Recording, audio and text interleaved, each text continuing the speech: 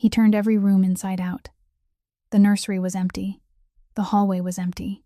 The kitchen was empty. The whole gray stone mansion was drowned in a kind of silence Cade Mercer knew far too well.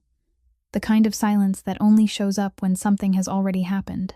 His hand went for the Beretta in the nightstand drawer before he could think, the reflex of a man who'd lived in the shadows for too long.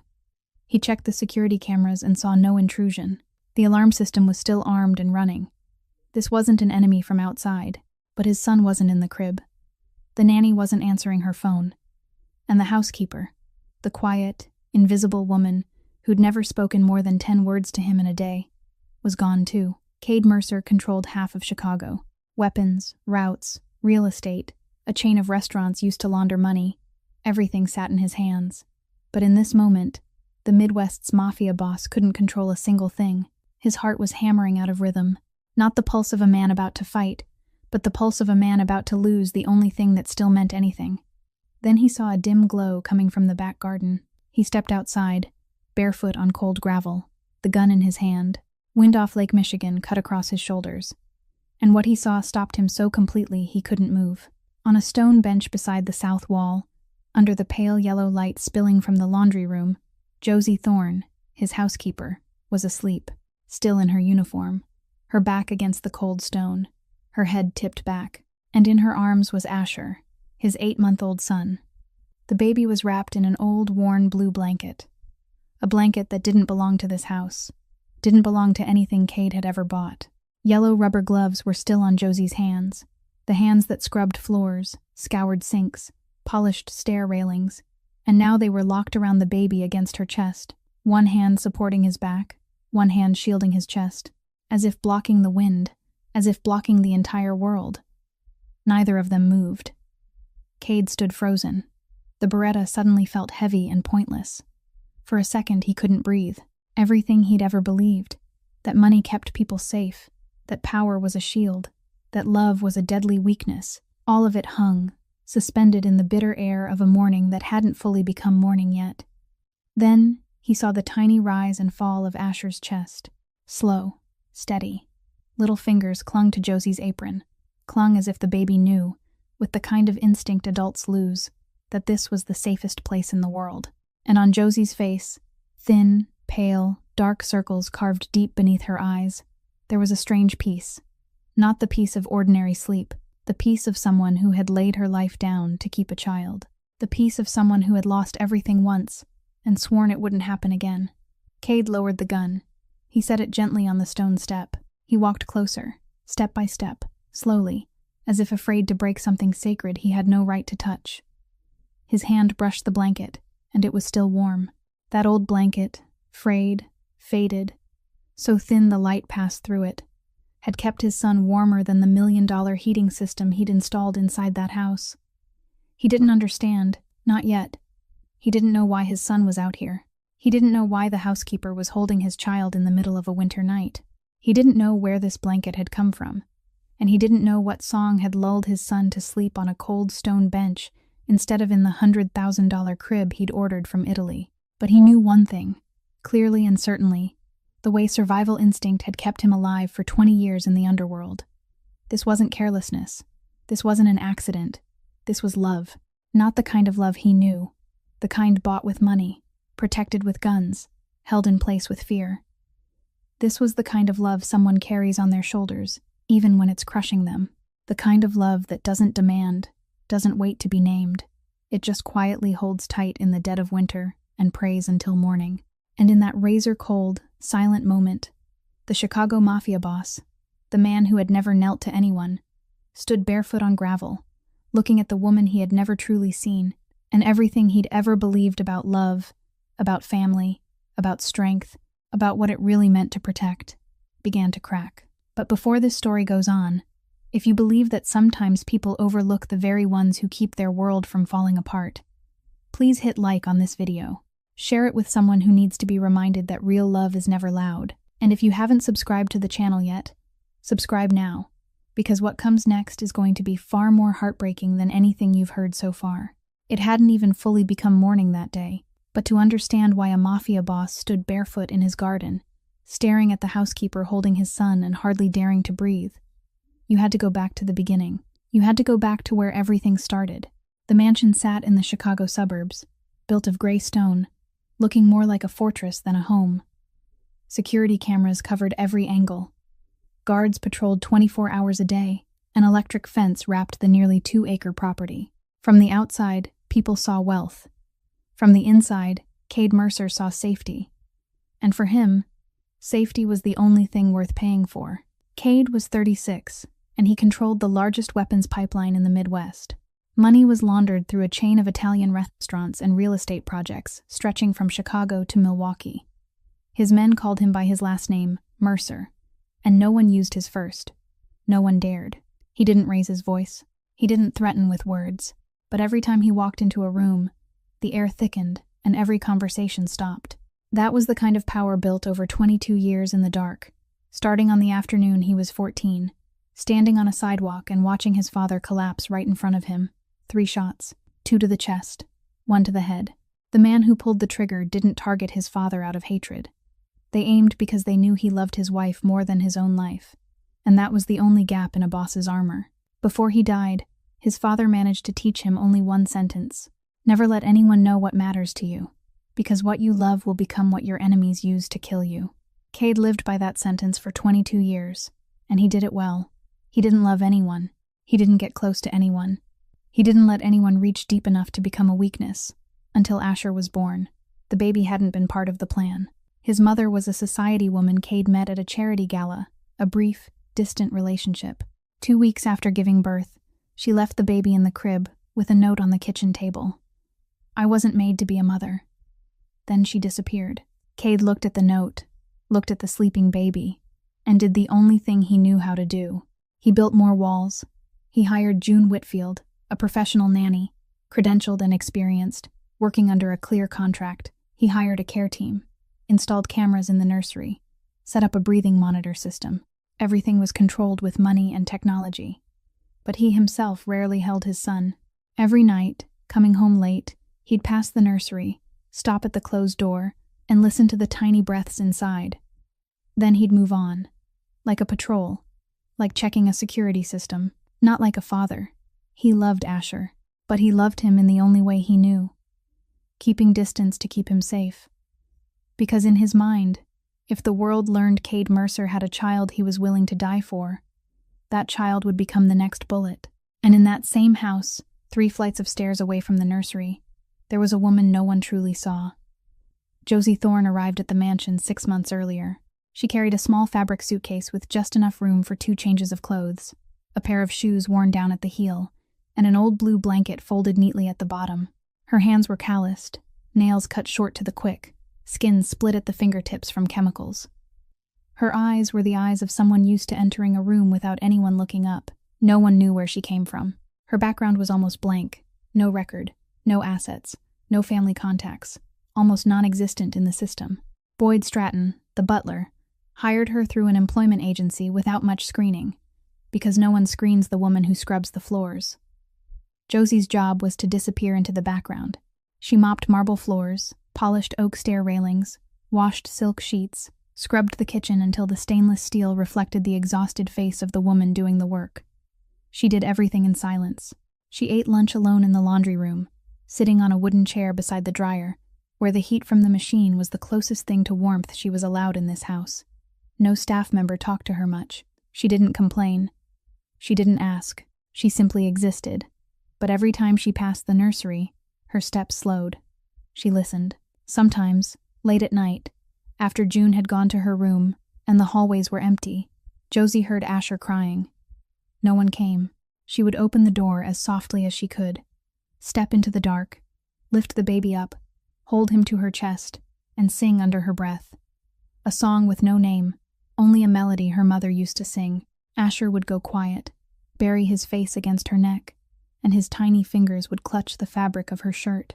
Josie would rock him until he fell asleep, then lay him down, back away, and close the nursery door, as if she had never been there at all.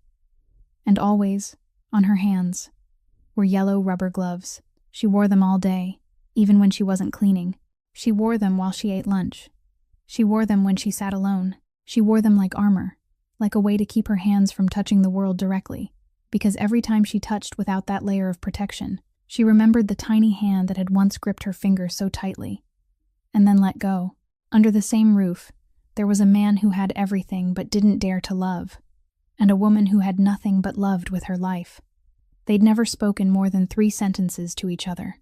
They'd never stood in the same room for more than 2 minutes. Cade didn't know her full name. Josie knew nothing about him beyond the heavy footsteps in the hallway every late night. But that night, someone heard his son cry. And it wasn't the nanny. That night, Cade left the mansion at 8 o'clock. He wore a black suit without a tie, the Beretta resting snug in a leather holster under his left arm. A territory negotiation with the South Side crew had already been delayed twice, and the third time there was no room left for politeness. He drove through the dark streets of the South Side, where more streetlights were broken than burning, where the smell of gunpowder wasn't unusual late at night. The meeting took place in an abandoned warehouse in the industrial district near the docks. There were guns, there was blood, not his, but it smeared his white shirt cuff, and he knew he wouldn't be home before 2 in the morning. He didn't call back. He didn't text anyone. Because in Cade Mercer's world, when he left the house ran itself. He'd paid for it to run, and he believed money solved everything. At 10 o'clock sharp, June Whitfield put Asher into his crib. She checked the monitor once, adjusted the blanket, turned off the overhead light, and switched on the nightlight. Everything followed procedure, exactly as the contract required. The shift began at 7 in the morning and ended at 10 at night. Not earlier, not later. June was a professional. She had an infant care certification, 15 years of experience, and a spotless record. She did everything she was asked to do. At every hour she was paid to do it. But when the clock struck 10, she went to her private room on the first floor, set her phone to silent, and went to sleep, because love wasn't in the contract, and no one paid extra for her to stay awake at midnight just because a baby was crying. At 10:30, the mansion's central heating system stopped working. There was no bang, no screaming alarm, only a quiet notification that appeared on the phone of Boyd Stratton, the butler. Central heating system operational error, inspection required. Boyd looked at the message, looked again. Then he picked up the phone and called the one person he always called when he didn't know what to do. Cordelia Mercer answered on the 3rd ring. She was in her penthouse downtown, where the glass walls looked out over Chicago's skyline glittering like a false promise. A glass of red wine in her hand, her legs folded on a leather sofa, silent financial news crawling across the television screen.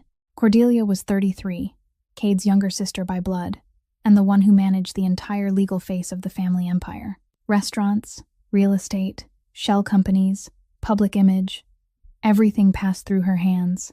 She was smarter than most of the men in the organization, sharper, able to see farther ahead. But in the world Cade ruled, she was never allowed to lead, because she was a woman. It ate at her from the inside, slowly, silently, like acid dripping onto stone.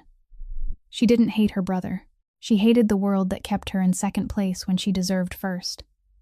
And because she couldn't control the organization with guns, she controlled it with something more dangerous, influence.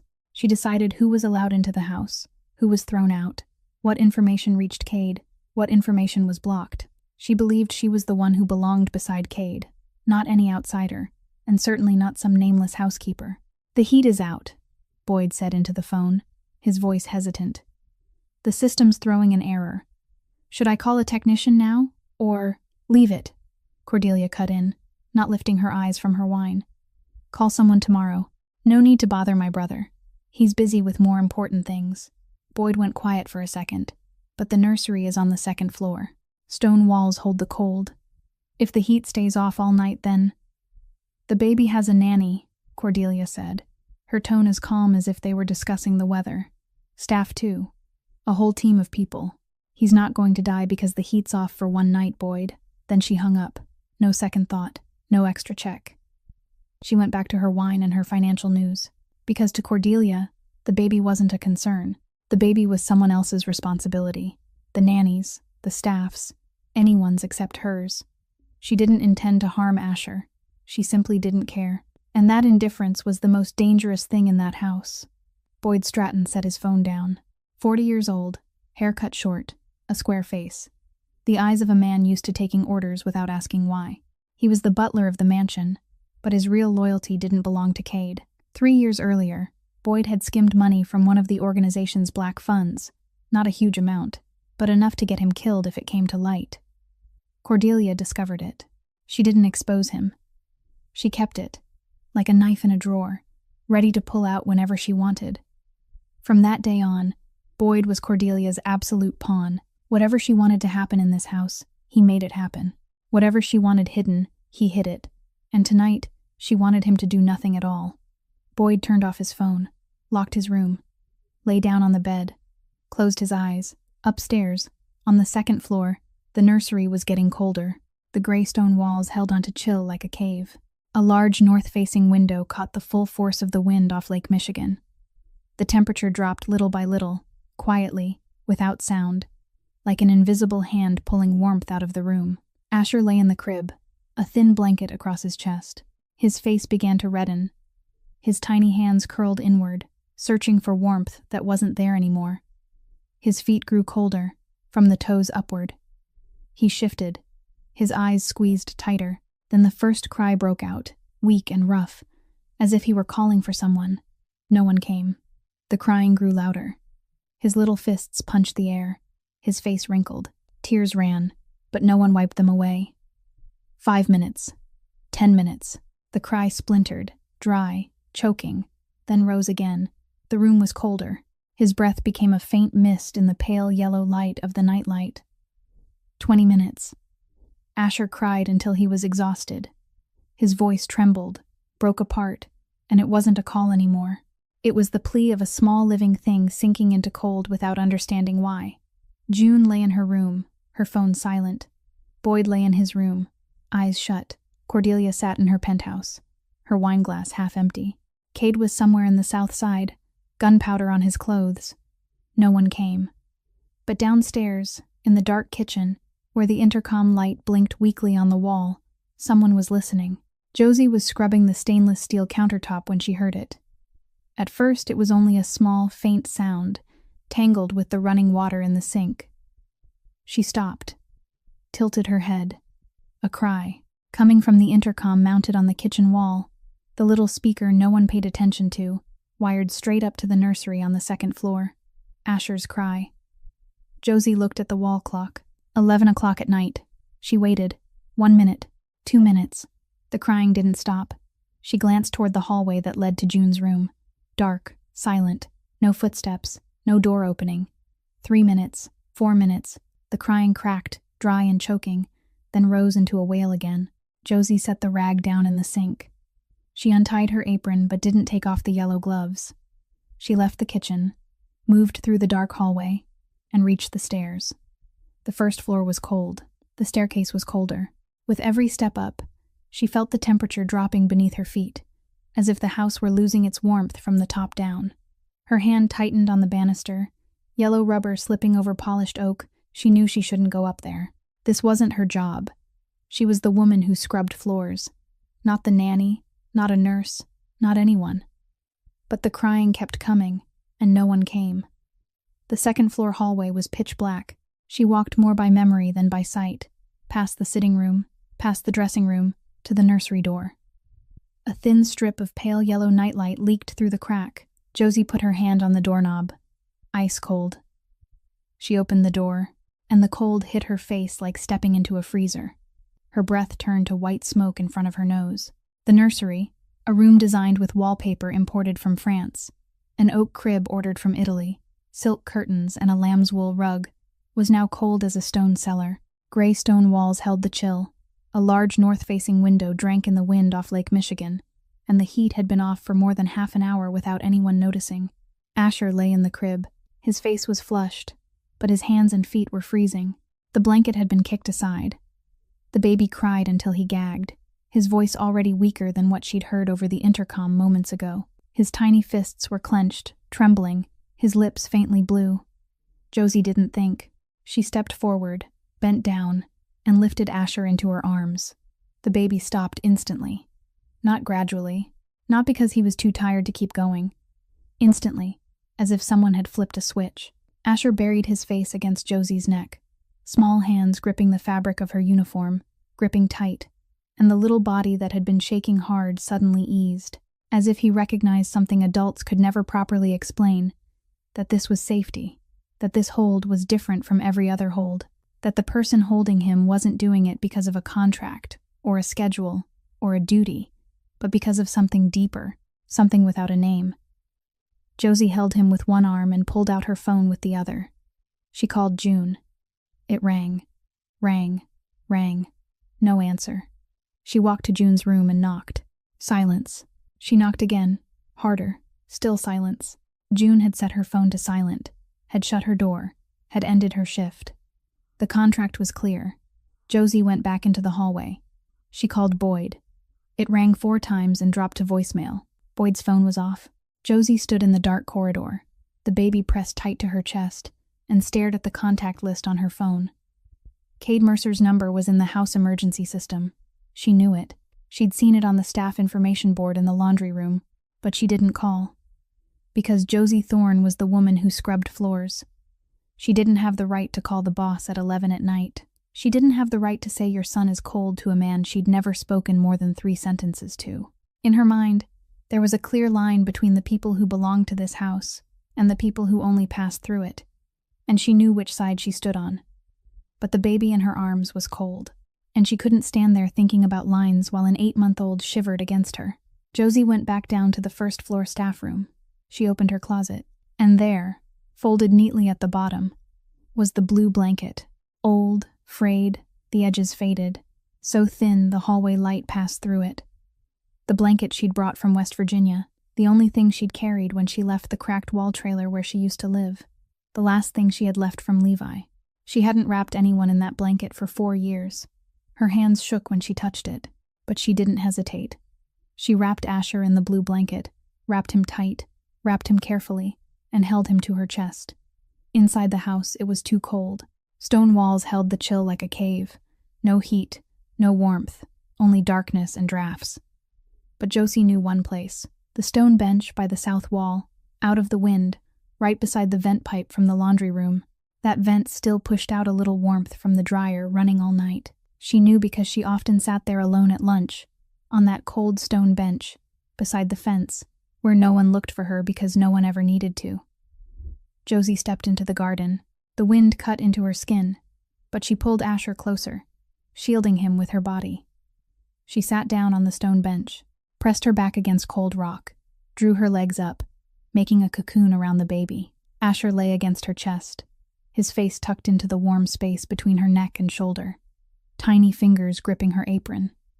He didn't cry anymore. He breathed steadily, slowly, warm, as if he'd finally found where he belonged.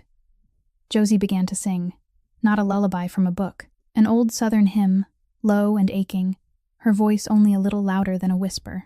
The song her mother, Pearl, used to sing to her in the Appalachian trailer when winter came and they didn't have enough wood for the stove. The song she used to sing to Levi, the last night. Josie's voice trembled, her eyes filled, but she didn't stop. She sang for Asher, and somewhere in her chest, she was also singing for the little boy she wasn't allowed to hold anymore. The hours passed. Midnight. 1 in the morning. Wind off Lake Michigan moved through the garden, stirring bare branches. The warmth from the laundry vent drifted out weakly, just enough to soften the bite around the stone bench by a few degrees. Josie held Asher with both arms, giving him what heat her own body could offer. She tried to stay awake, tried to keep her eyes open, but she'd been exhausted long before the night began. From 7 months without a single day off, from nights of slipping into the nursery to sing and then waking early to scrub floors, from lunches alone in the laundry room, from the pain she carried every day and never spoke aloud to anyone, she drifted off close to dawn, her head tipped back, resting against cold stone. Her arms still locked around Asher. The yellow rubber gloves were still on her hands, one hand supporting his back, one hand shielding his chest. Asher slept in her arms, tiny fingers hooked into her apron, his face pressed to her chest, his breathing steady and warm. She wasn't trying to become a mother. She simply couldn't let a child cry alone in the cold dark, because the last time she let that happen, she lost everything. Josie slept on the stone bench with her arms still holding tight, and in a few hours, the most dangerous man in Chicago would be standing in front of her, barefoot, a gun in his hand. Cade Mercer got back to the mansion at 2:15 in the morning. He pulled into the garage, killed the engine, and sat motionless in the dark for 30 seconds before he opened the door.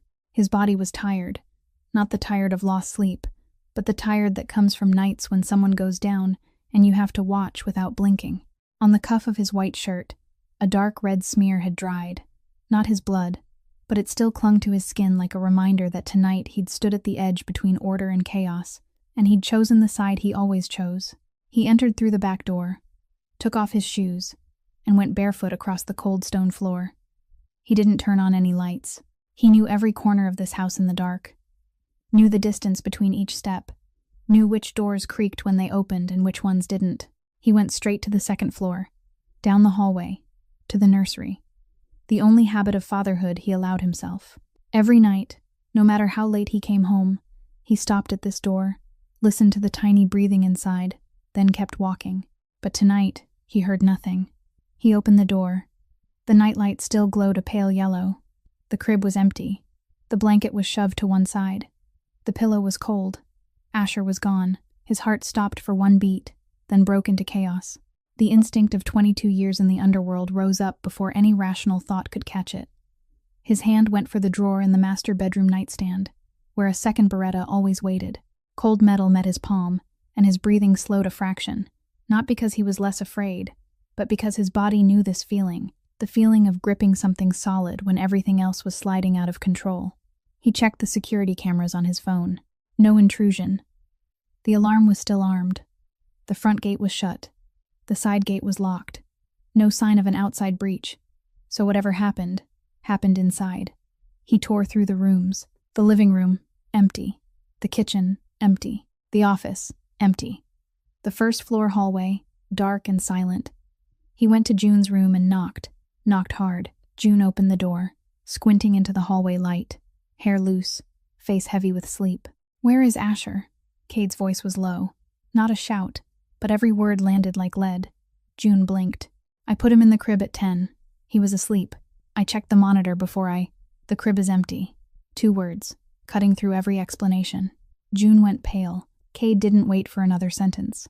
He turned, moved fast down the hall, checked the staff room, the laundry room, the storage closet. Empty. Then he saw the back door cracked open.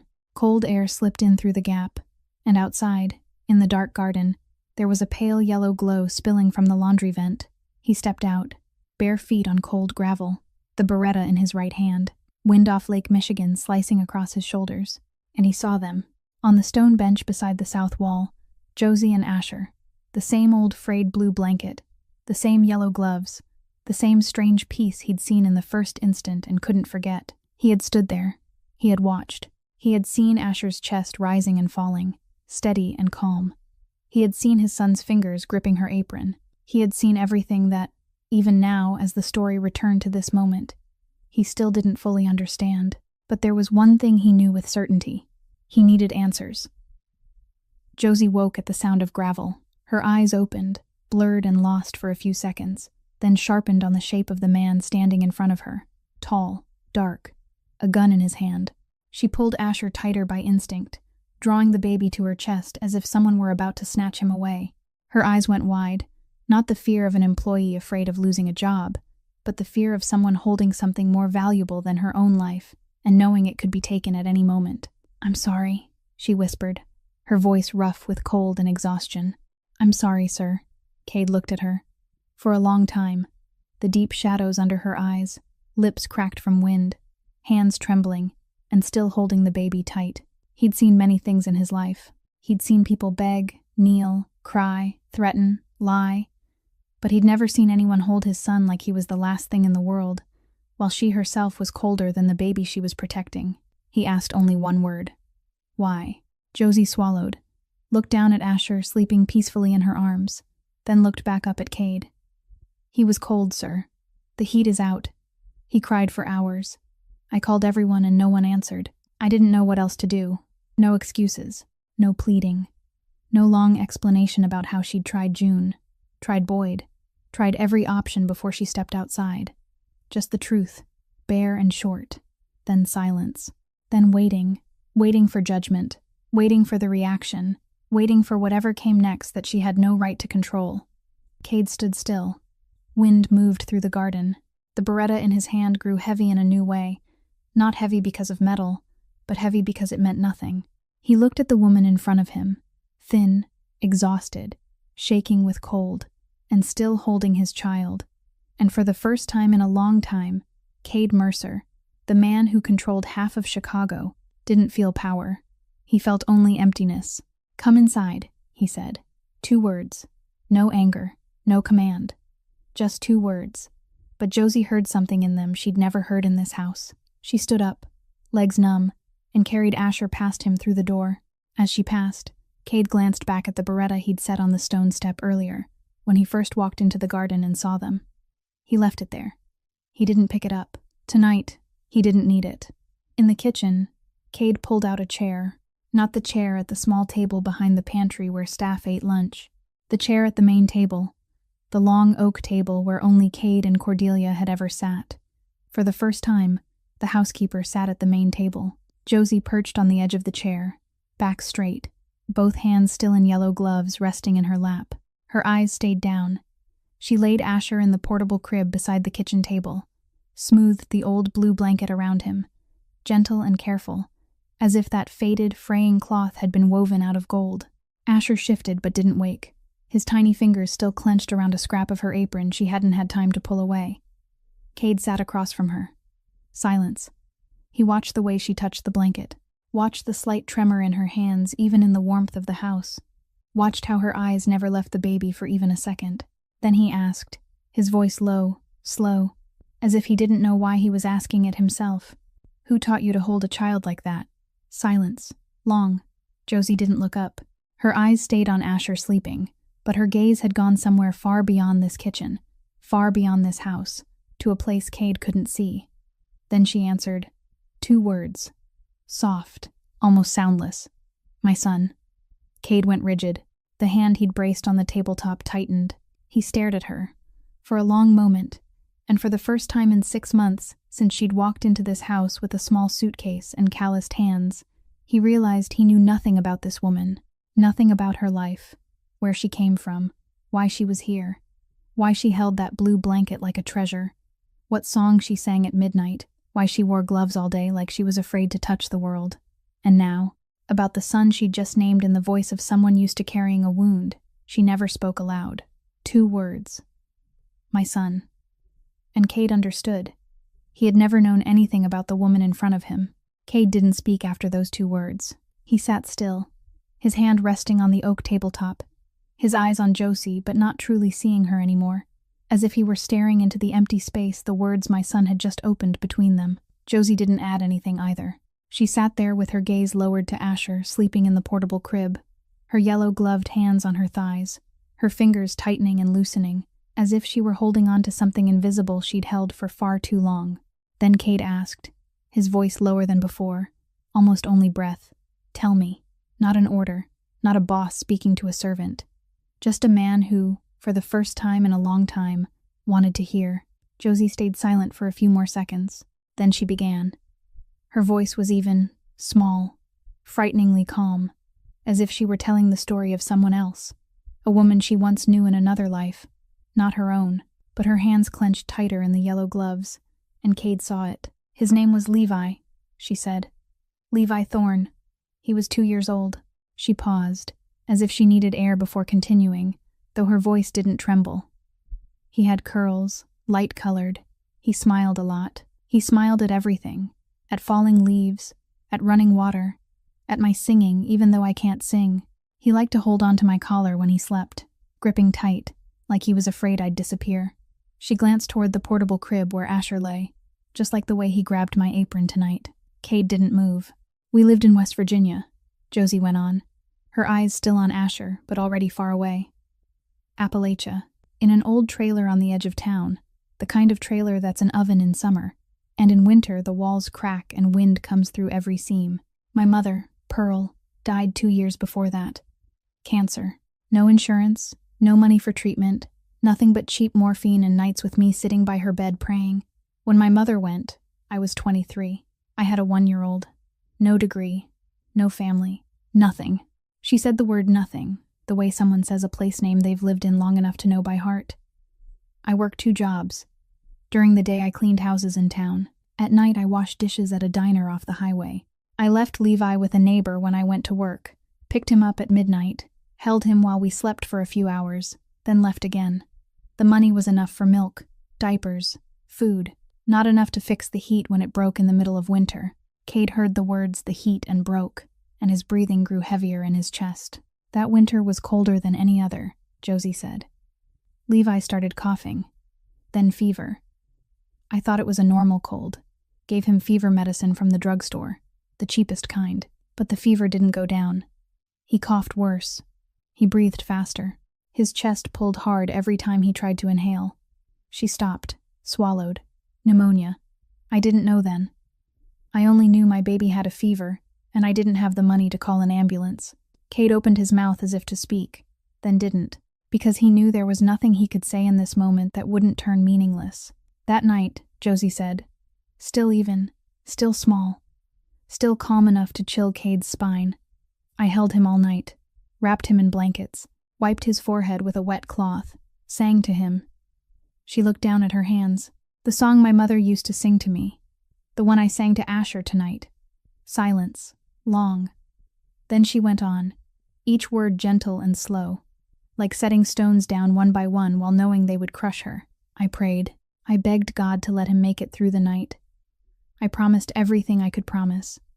I said I was willing to trade anything at all, if he would just wake up in the morning. She stopped. Her eyes were dry, no tears, because she'd lived with this story every day for 4 years, and the tears had been gone for a long time before she ever walked into this house. But when I woke up, she said, he was gone. 3 words. He was gone. Then silence. The kind of silence Cade had never heard in his life. Heavier than gunfire. Deeper than any threat. So still he could hear Asher's breathing in the crib, and his own heart beating in his chest. Josie looked down at her yellow-gloved hands. I failed him. 3 more words. Then silence again.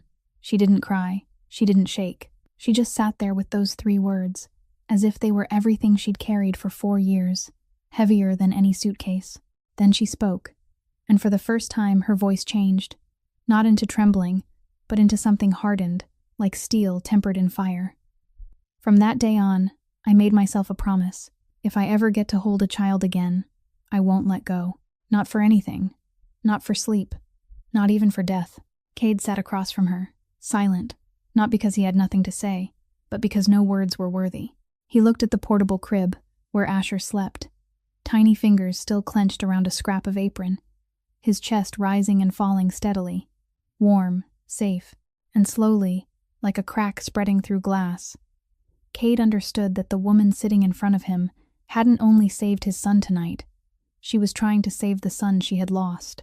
Through every child she got to hold, through every song she whispered at midnight, through every time she slipped into the nursery when no one knew, she was keeping her vow to Levi by refusing to let Asher suffer what Levi had suffered. He looked down at his own hands. Big hands, calloused in a different way, calloused from holding a gun, from squeezing a trigger, from signing orders ordinary people never dared to imagine. Then he looked at Josie's hands. Inside those yellow rubber gloves torn slightly at the fingertips, the hands that scrubbed floors and sinks and washed sheets, and tonight had kept his son alive, and he knew which hands were worth more. His father had told him love was weakness, had told him what you love will kill you. But tonight, sitting in the quiet kitchen across from a thin woman who had held his son all night with the warmth of her own body, Cade knew his father had been wrong. Love wasn't weakness. Love was the only thing stronger than fear. He stood. He didn't speak. He went to the cabinet in the corner of the kitchen and took out a new blanket, thick and warm, the kind this house had dozens of and no one ever thought to bring to the housekeeper. He came back and set it over Josie's shoulders, gently, without a word. Then he turned away and walked off faster than usual, because he didn't want her to see his eyes go red.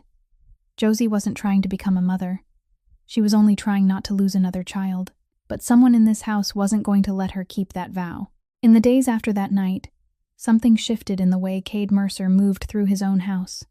He walked more slowly, more quietly.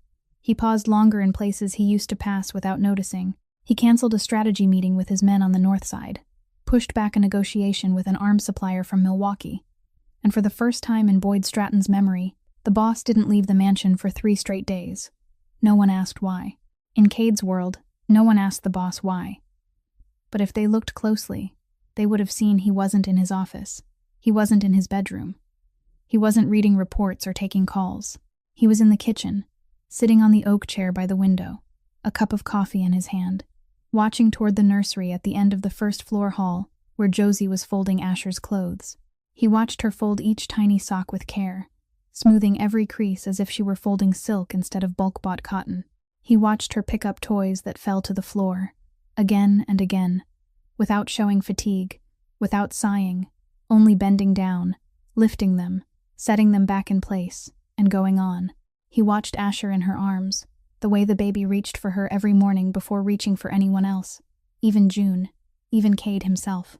2 small hands stretched forward, grasping at air in Josie's direction, and only when she lifted him did he settle, did he smile, did he bury his face against her neck with an instinct no one taught and no one could explain.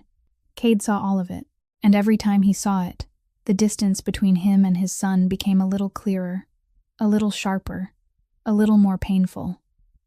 One night, around 9, he passed the nursery out of habit, but this time he didn't only listen for breathing through the crack under the door. He heard singing, low, steady, almost a whisper. That song. The southern hymn Josie had spoken about in the kitchen that morning, the one her mother used to sing, the one she'd sung for Levi on the last night. Cade put his hand on the knob and opened the door a sliver, just enough to see inside. Josie sat in the rocking chair by the window with Asher in her lap, the baby's head against her chest, eyes shut tight, both small hands gripping the collar of her familiar uniform. Josie rocked him, eyes closed, her voice so quiet it almost melted into the wind at the window.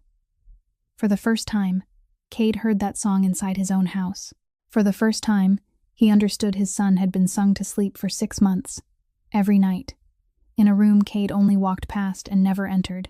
He didn't open the door wider. He didn't step in. He only stood there, leaning against the frame, looking into the darkness where the 2 of them fit together, and wondered how long his son had found peace in the arms of a stranger, while his father stood outside the door every night like a guard. The next morning, Cade did something he hadn't done in months. He walked into the nursery, leaned over the crib, and lifted Asher into his arms. The baby woke, looked at him, and cried, not crying from pain, not crying from hunger, crying because he didn't recognize him.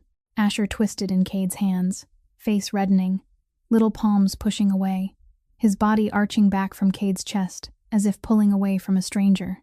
Cade stood in the nursery holding his 8-month-old son who was crying because he wasn't used to his father's arms, and the feeling cut deeper than any blade Cade had taken in 22 years in the underworld. Then Josie walked in.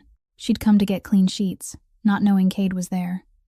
When she appeared in the doorway, Asher turned his head, saw her, and went quiet at once. He reached both hands toward Josie, grabbing at air, making a sound that wasn't crying so much as demanding to be held, demanding to go back to the place he knew was safe. Cade watched his son strain out of his arms toward the housekeeper. He placed the baby into Josie's hands. Asher stopped immediately, buried his face against her neck. Fingers hooked into her collar. Silence. Peace. Like coming home. Josie looked at Cade with eyes full of apology, as if she'd done something wrong. But Cade said nothing. He only watched the way his son lay calm in her arms, then turned away, stepped into the hallway, and felt something collapse inside him that he didn't have a name for. That afternoon, he sat in his office and opened the staff timesheet in the management system. Josie Thorn. 7 months. Not a single day off. No sick days. No personal days. No special requests. Only 7 straight months. Every day. Early morning to late night. Never missing a shift. He scrolled through the nursery camera archive, watching footage he'd never bothered to watch. Asher's first laugh, on the 6th of August, at 2 in the afternoon. Cade wasn't home. He was in a negotiation with a weapons distributor in Detroit. On the camera, Josie leaned her face close to Asher, singing softly, and the baby burst into laughter, his first laugh, clear and full, echoing in the empty room. Josie laughed too, and on her face was a kind of light Cade had never seen. The first time Asher crawled, on the 21st of November, Cade watched on the office screen, 3 flights of stairs away from the nursery. On camera, Josie knelt on the floor with both hands stretched forward, smiling, calling him, and Asher crawled toward her, slow and unsteady, then tipped into her lap. Josie was always there. Always. In every moment Cade missed, she was there. That weekend, Doc Hensley came for Asher's routine checkup. 60 years old, the Mercer family's private physician for 20 years. The one person who could speak plainly to Cade without fearing consequences. After the exam, Cade kept Doc in the office. He shut the door. Her, Cade said, not needing to say the name because they both knew who he meant. What do you want to ask? Doc said, sitting down, taking off his glasses, looking at Cade with the eyes of a man who'd seen too much. How is she? Exhausted, Doc said flatly. Chronic sleep deprivation. Hands scraped raw from cleaning chemicals. A few small infections she hasn't told anyone about. Never asked for a day off. Never complained. Doc paused and looked at Cade. You hired an army to protect your son, but the person who kept your son alive is the one you pay the least in this house. Cade didn't answer. Does she have anyone? He asked after a while. Doc shook his head. No one. Just the boy. Cade looked out the office window. From here, he could see the nursery at the end of the first-floor hall through the glass door. Josie was in the rocking chair with Asher in her lap, singing softly. The yellow gloves were still on her hands. A strand of light brown hair fell across her forehead. Her face looked tired but peaceful, and Cade saw it, as clearly as a crack in glass, that this woman had given everything she had without keeping anything for herself. Time, health, sleep, heart, all of it poured into a baby who wasn't hers, into a house that wasn't her home, into a life that wasn't her life. And he, a man who had everything, money, power, an empire, had never given away anything that truly mattered. Cade was beginning to see Josie. But he wasn't the only one watching. Cordelia Mercer noticed the change before anyone else in the house. She noticed, not because she cared about her brother, but because she was always watching him, the way people watch pieces on a chessboard. Not with love, but with strategy. Cade stayed in the mansion for 3 straight days. He canceled a strategy meeting with his top men on the north side without explanation. He ignored calls from the Milwaukee weapons distributor. He didn't answer messages from 2 laundering partners. Cordelia called Boyd on the 3rd night, her voice calm but her eyes cold. What's going on? Boyd hesitated for a second, then answered. He sits in the kitchen, watching the housekeeper soothe the baby. All morning, silence on the line. Then Cordelia spoke, slow, each word clean. Which housekeeper? Josie Thorn. She mops. I know she mops, Cordelia said, and something in her voice sharpened like a blade just honed. I want to know since when my brother sits and watches the woman who scrubs his floors. Cordelia came to the mansion the next afternoon.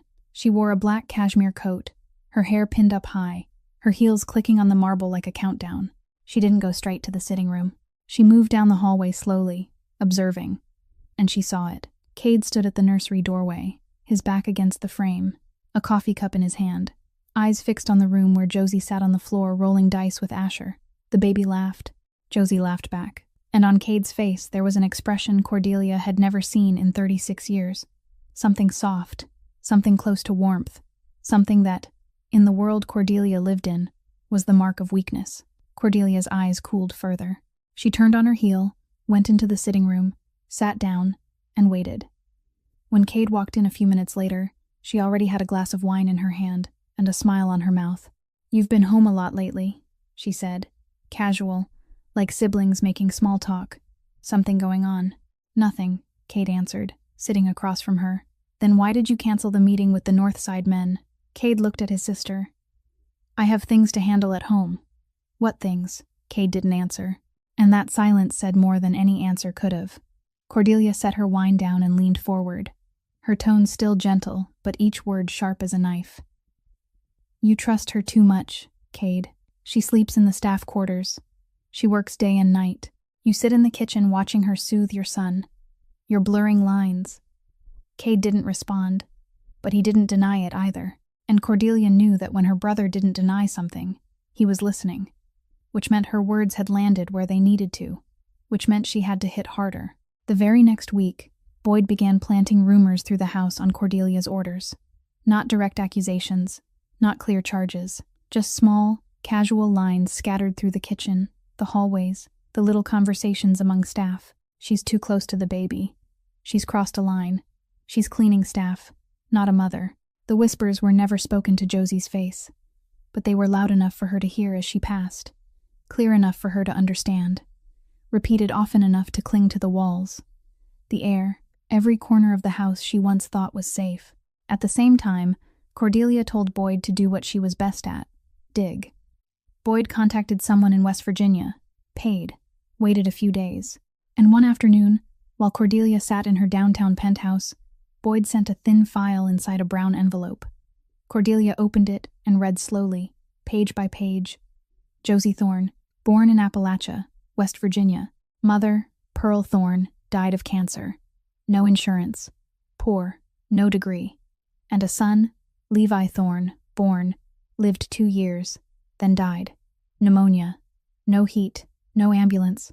Died in his mother's arms on a winter night. Cordelia set the file down on the table, and she smiled. Not a happy smile, not a relieved smile. The smile of someone who had just found a weapon. She didn't use it right away. She folded the papers, slid them into a drawer, and waited. Because Cordelia knew the strongest weapon wasn't the one you fired immediately. It was the one you held until the other person forgot you were holding it. But she didn't only wait. She moved. A week later, Cordelia came to the mansion with 2 women, the wives of 2 legitimate real estate business partners, dressed in expensive clothes, speaking politely, the kind of women who looked at Josie and saw only a uniform. Cordelia told Boyd to let June leave early and ordered Josie to serve afternoon tea in the sitting room. Josie carried the silver tray up from the kitchen, set it gently on the table, lowered her head, and poured the tea. And right then, June came out of the nursery with Asher in her arms, the baby fussing because he didn't settle with her. As June walked past the sitting room, Asher saw Josie. He stopped fussing, his small hands reached out, his mouth opened, and he screamed, not a cry of pain, but a demand with his whole small body, twisting out of June's arms, reaching for Josie. Josie looked at the baby, looked at the guests, looked at Cordelia, then she set the tea tray down and lifted Asher into her arms. He went quiet instantly, both hands hooked into her collar, his face buried against her neck, and he was silent, completely. Cordelia turned to the 2 guests, tipped her head slightly, her voice low enough to be intimate and sharp enough to cut. You see, she's making the baby dependent on her. That's the problem. Boundaries. The 2 women looked at Josie with the gaze Josie knew too well, pity laced with contempt, the look people give someone who is in the wrong place, doing the wrong thing, and doesn't know her station. Josie heard everything. Every word. She put Asher down. He started crying again, but she didn't pick him up. She lifted the tea tray, turned, and walked out of the sitting room. Her hands shook. For the first time, not from cold. After that afternoon, Josie changed. She moved through the house more quietly than before, and she had already been quiet. She knocked longer before entering the nursery, even though she'd always knocked for a long time. She avoided Cade's eyes when she handed Asher to him, even though she almost never looked him in the eye to begin with. She didn't go into the nursery anymore unless she was called. She didn't sing anymore unless she was sure no one could hear. She was erasing herself again, the way she'd erased herself her whole life, because she was used to not belonging anywhere, and when someone reminded her of that, she didn't fight back. She only shrank until she almost disappeared. Josie folded inward, smaller, quieter, and that was exactly what Cordelia wanted. But she still hadn't used the real weapon. Asher had a slight fever from that morning. Not high, only a little warmer than usual when June checked at 7, but enough for June to write it in the log and give him fever medicine in the exact dosage the doctor had already prescribed. Josie knew he had a fever because she heard June tell Boyd in the kitchen at breakfast, her tone normal, as if a mild fever was ordinary in an 8-month-old. And maybe it was ordinary, but Josie didn't feel that it was ordinary. She felt it like weight, the kind of weight only people who have already lost something can feel, because she knew that every terrible thing starts with small signs people brush aside. All day, Josie worked, but her eyes never truly left the nursery. She mopped the second-floor hallway more slowly than usual, passed the nursery door more times than necessary, and every time she went by, she listened. She knew she shouldn't go in there anymore. After the afternoon tea with Cordelia and the 2 guests, after the whispers in the kitchen, after the sideways looks, she had promised herself she would keep her distance. She wouldn't pick him up unless she was called. She wouldn't sing anymore. She wouldn't touch what didn't belong to her.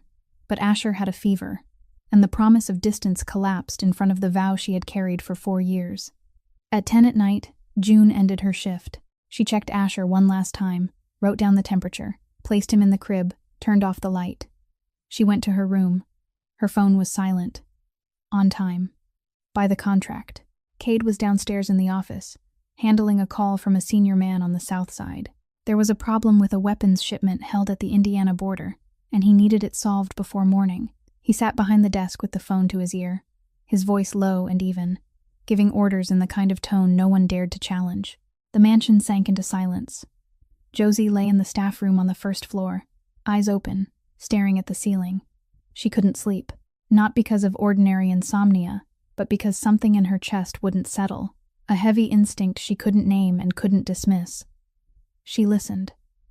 The house was silent. Too silent. 11 o'clock. No crying through the intercom. 11:15. Still silence. 11:30. Silence. And it was that silence that woke her fully. Not a cry, not a call, but the absence of sound. Too long, too still. Asher usually shifted in his sleep, made little murmuring noises, meaningless sounds the intercom still picked up. But tonight, there was nothing. Josie got up. She didn't put on shoes, bare feet on cold stone. She crossed the dark hallway, went up the stairs, and reached the nursery. She opened the door gently and stepped inside. The nightlight still glowed a pale yellow, and she saw Asher in the crib, but different from every other night. His face was flushed, not red from crying, but red from fever, a fierce heat from forehead to neck. His breathing was short, fast, shallow, each inhale carrying a small rasping sound as if air wasn't making it into his lungs. His hands jerked under the blanket, tiny fingers clenching and releasing, in an uneven rhythm. His eyes were shut, but the lids trembled. His whole body burned when Josie laid her hand on his forehead, so hot she pulled back for a fraction of a second before she touched him again. And this time she didn't pull away. She lifted Asher into her arms. He didn't settle the way he always did. He didn't react at all. He didn't clutch her collar. He didn't press his face into her chest. He only lay there, hot, breathing fast, so small and weak that Josie felt her own heart stop. She held him with one arm and opened the nursery door with the other.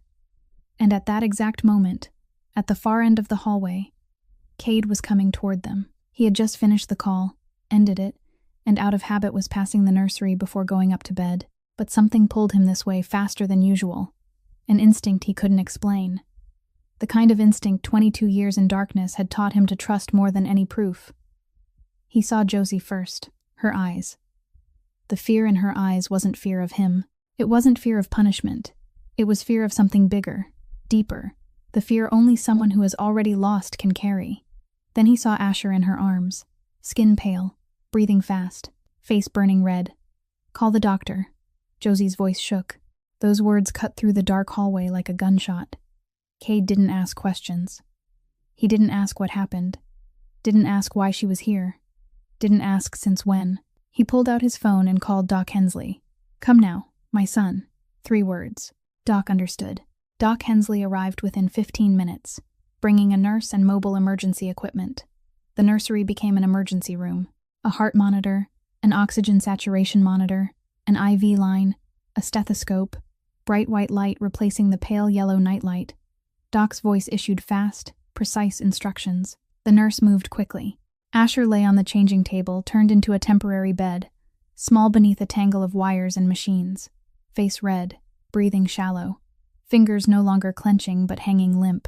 Cade stood by the window with his back against the wall, arms at his sides. He looked at his son lying there, small, skin paling, each breath thinner than the last, and he could do nothing. He had watched people die without blinking.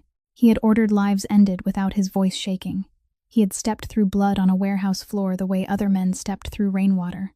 But standing here, watching his son, Cade Mercer was only a father who was afraid. The Beretta lay on the window ledge beside him, where he always set it before entering the nursery. Cold metal, heavy, and completely useless. A gun wouldn't save his son. Money wouldn't save his son. The weapons empire, the chain of restaurants, the real estate projects, 22 years of building power with fear and violence.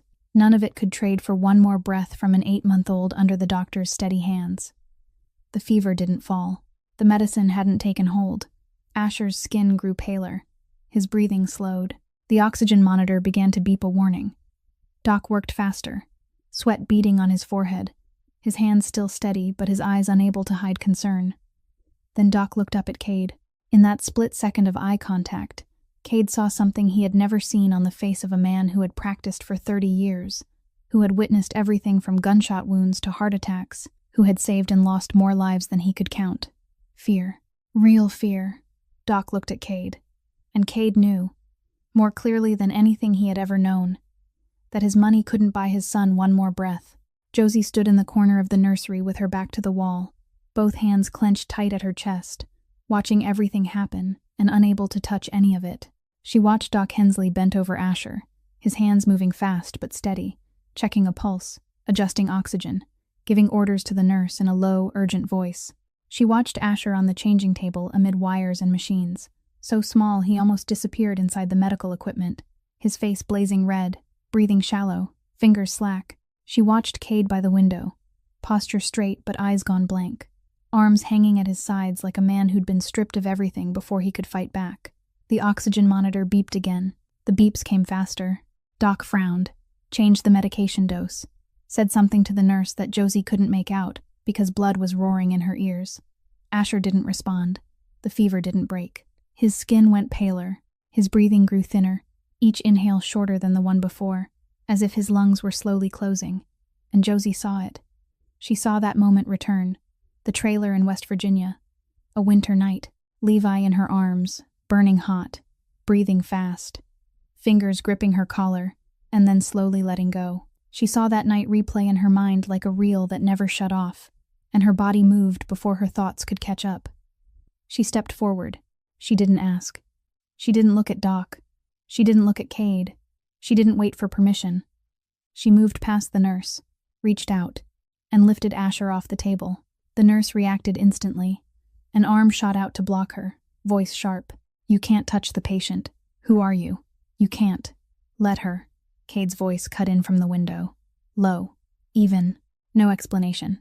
The nurse turned to Cade, then to Doc. Doc nodded once, small, almost imperceptible. The nurse stepped back. Josie pulled Asher to her chest. He burned in her arms, lighter than she remembered. Light enough to frighten her, because the last time she held a child that light, that child never woke up. She walked to the rocking chair by the window, the chair she had sat in so many nights, slipping in at midnight when no one knew, lifting Asher, humming softly, laying him down again before dawn. The chair Cade had seen her in through a cracked door the night before, the chair that now, under the cold white light of this temporary emergency room, became the most sacred place in the house. Josie sat down.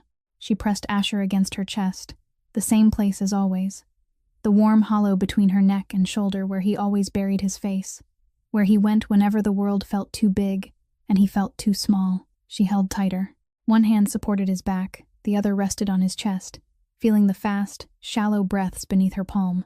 The yellow rubber gloves were still on her hands, slightly torn at the fingertips, stained with chemicals and dust. The hands that scrubbed floors and sinks and polished stair railings, now holding the most precious thing in this house. Then she began to sing. Not a lullaby from a book, not a bright, gentle tune people sing to babies in ordinary families. An old Southern hymn, low, slow, sorrowful, like a river moving through Appalachia in late fall when the leaves are gone. Josie's voice trembled, almost a whisper, so thin you wouldn't hear it unless everything went completely still. The song her mother, Pearl, used to sing in that cracked trailer when winter came and there wasn't enough wood. The song she'd sung to Levi. The last night, the night she held her son for 6 hours, singing it over and over until her voice broke and her tears ran dry. And when she woke up, her child wasn't breathing anymore. That song, the one she believed she would never sing to anyone again. Tears rolled down Josie's cheeks. Not sobbing, not loud, just tears, quiet and steady, as if they found their way out without asking her permission. Drop after drop fell onto Asher's tiny hand, onto limp fingers, onto the white hospital blanket. Her voice shook but didn't stop. She sang every word, every note, every breath, as if each line were a prayer. And if she paused for even a second, everything would collapse. She sang and rocked and prayed without words. Eyes closed, tears falling, arms tight, not letting go, never letting go, because she had let go once, and that time had taken everything. Cade stood across the room, frozen. He didn't move. He didn't speak. His breathing wouldn't settle. He only stood there with his back to the wall, watching a thin woman in a cleaning uniform, yellow gloves on her hands, sitting in a rocking chair and singing to his son with the same song she had sung for the child she'd lost. The monitor beeped in a steady line. Doc stood near the table with a stethoscope in hand, watching. The nurse stood still. No one spoke. No one dared. The nursery filled with Josie's singing and the machines beeping, two sounds braided together, one belonging to medicine and one belonging to something older than medicine, deeper than medicine, something no one could name but everyone recognized when they witnessed it. Then something changed. Not sudden, not dramatic, just slow and gentle, like dawn. Asher's chest began to rise and fall more evenly, little by little. His breaths grew deeper, longer. The faint rasp on each inhale softened, faded, then disappeared. His skin warmed under Josie's hand. Not the burning heat of fever, but warmth. Normal warmth. The warmth of life returning. Color came back to his face, from pale to light pink, from light pink to normal. Then his fingers moved, curled, and caught the edge of Josie's uniform, gripping tight, gripping with instinct, with a bond that didn't need explanation, gripping as if he knew the arms holding him were the arms that would never let go. The fever began to drop. Doc checked again. He looked at the thermometer, looked at the oxygen reading, looked at Asher resting in Josie's lap, breathing steady, fingers clutching her shirt, face against her chest. Doc didn't speak. He didn't explain. There was no medical explanation for what had just happened. He only took the stethoscope off, stepped back once, and fell silent. The nurse looked at Doc. Doc looked at Cade. Cade looked at Josie. Josie didn't look at anyone. Her eyes stayed closed. She kept singing, her voice smaller now, almost gone, only breath with melody, soft and steady, matching the baby's breathing against her chest. Tears remained on her cheeks, but she didn't wipe them away. Her arms stayed tight. The yellow gloves stayed on her hands, the hands that scrubbed floors, now keeping his son alive. Cade watched all of it, the way his son settled against her like she was the safest place on earth. The tears on the thin face of the woman he hadn't truly seen until a few days ago. The hands inside yellow gloves holding his child with a love he couldn't buy, couldn't order, couldn't control. And deep in his chest, in the place where 22 years of darkness had built walls, he knew it was time to break every rule, every wall, everything his father had taught him. No one spoke, because what saved the baby that night wasn't in medicine, wasn't in money, wasn't in power or violence, or anything Cade Mercer had used his whole life to build. It was in the arms of someone who had lost everything, and refused to lose again. The next morning, Asher was out of danger. The fever broke completely close to dawn. His breathing returned to a steady rhythm. His skin warmed to normal. And when Doc Hensley did one last check before leaving the mansion, he gave Cade a small nod of relief. The nod of a man who had just won a fight he wasn't sure he could win. Josie still sat in the rocking chair, Asher asleep against her chest, the baby's fingers still hooked into the hem of her shirt, and she didn't stand until the first bright slice of sunlight slipped through the nursery window and fell across his face. The whole house exhaled. June arrived on time, took Asher back, checked his temperature, wrote it down. Boyd walked past the hallway, glanced into the nursery, said nothing. Cade sat in his office with the door open, eyes fixed on empty space. And for the first time in days, he wasn't looking toward the nursery. He was looking toward the laundry room, where Josie had gone back to work as if nothing had happened the night before. Relief. Everyone felt relief. Everyone except Cordelia. Cordelia Mercer came to the mansion at 2 p.m. She already knew Asher had been sick from Boyd, knew Doc had been called in the middle of the night, knew the crisis had passed. But what she cared about wasn't the baby's health. What she cared about was what happened in the nursery last night, and more specifically, the way Cade looked at Josie while she held Asher.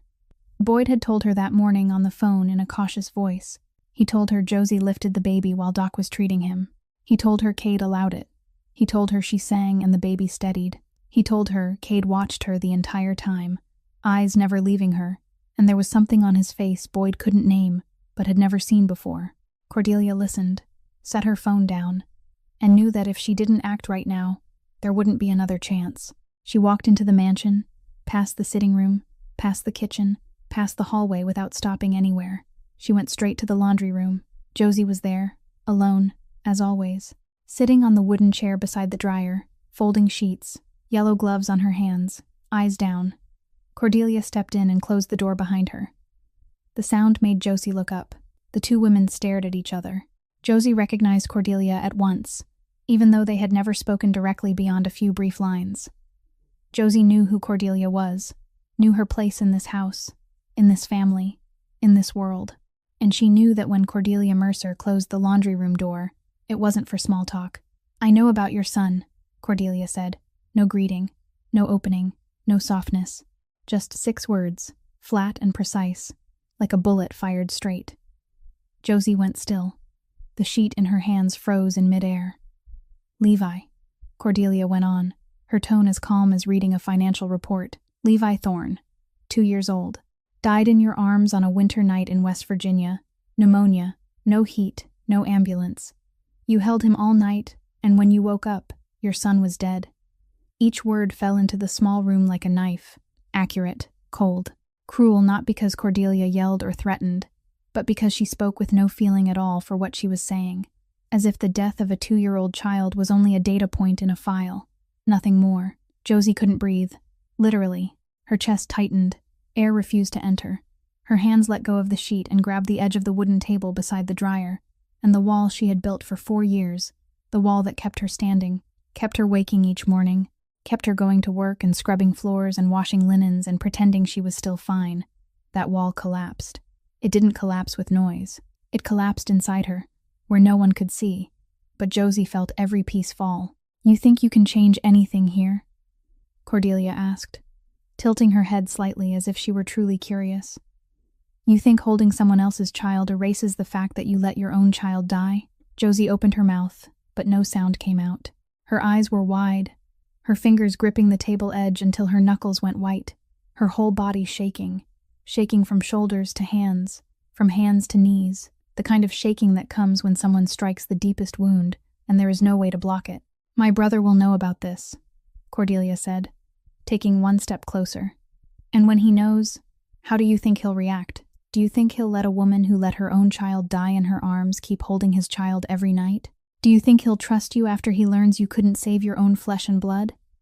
Josie shut her eyes. No tears fell. She had cried herself dry.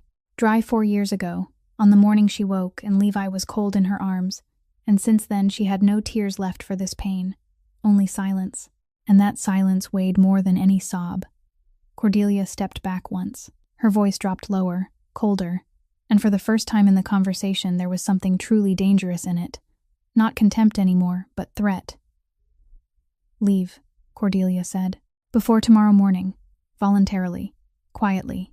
No trouble."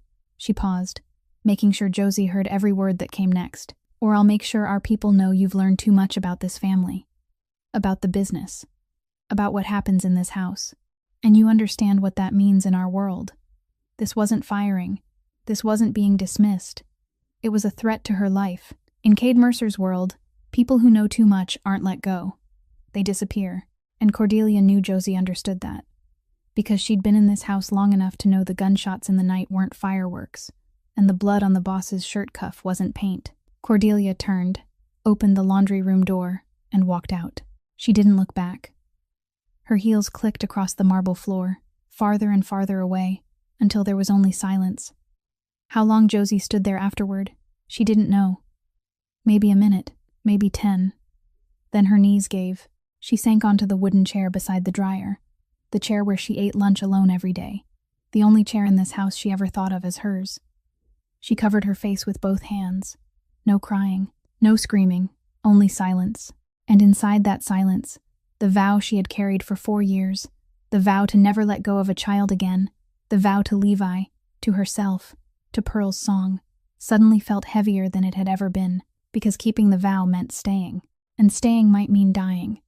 Cordelia left the room. Josie sat collapsed, and the vow of her life suddenly weighed more than ever. How long Josie sat on the wooden chair in the laundry room, She didn't know. Maybe half an hour. Maybe longer. The dryer kept running, heat spilling out in a steady breath. The low hum the only sound in the small room.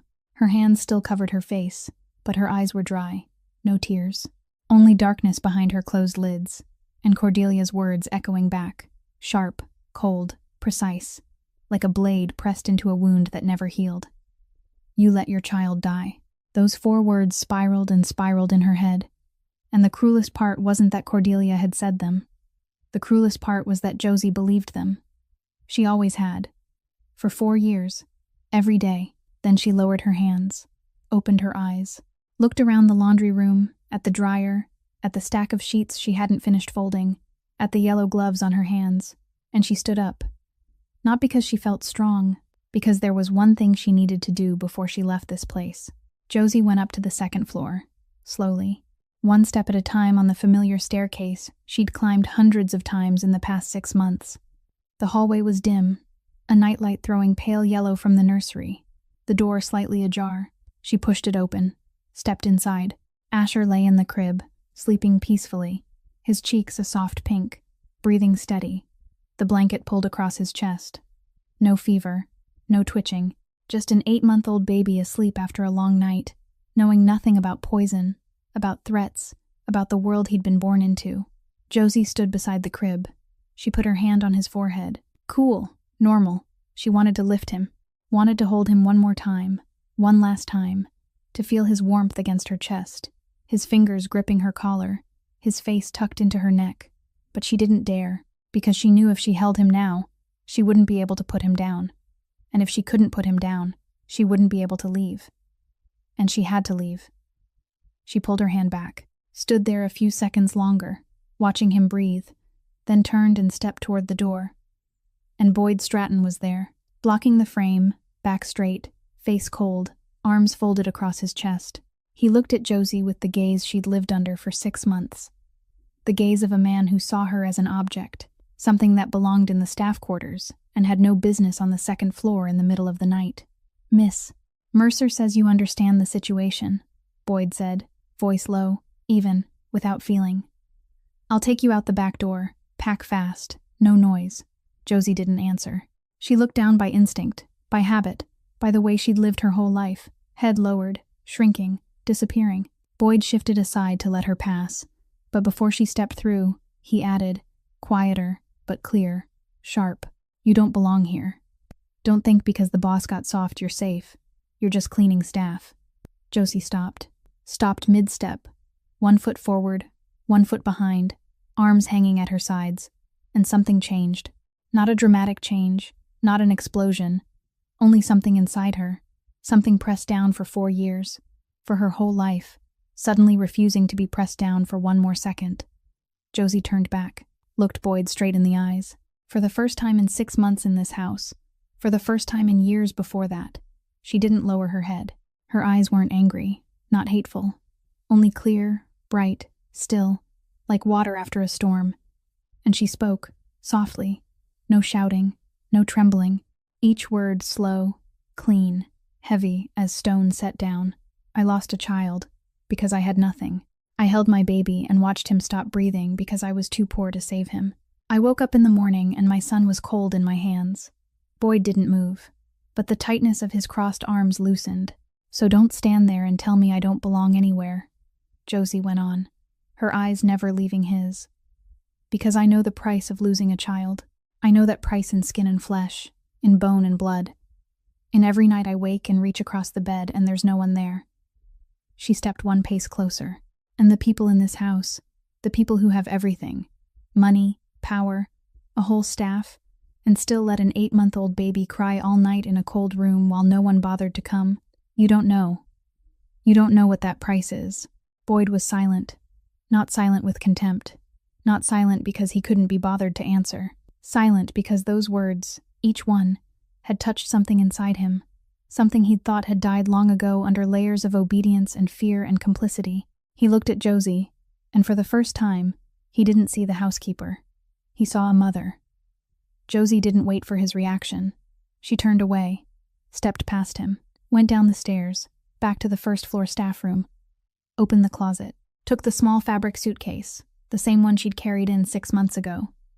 She packed 2 sets of clothes, the worn-down heels, shoes, the blue blanket, and she paused when her hand touched it, held it for a few seconds, then folded it and placed it inside.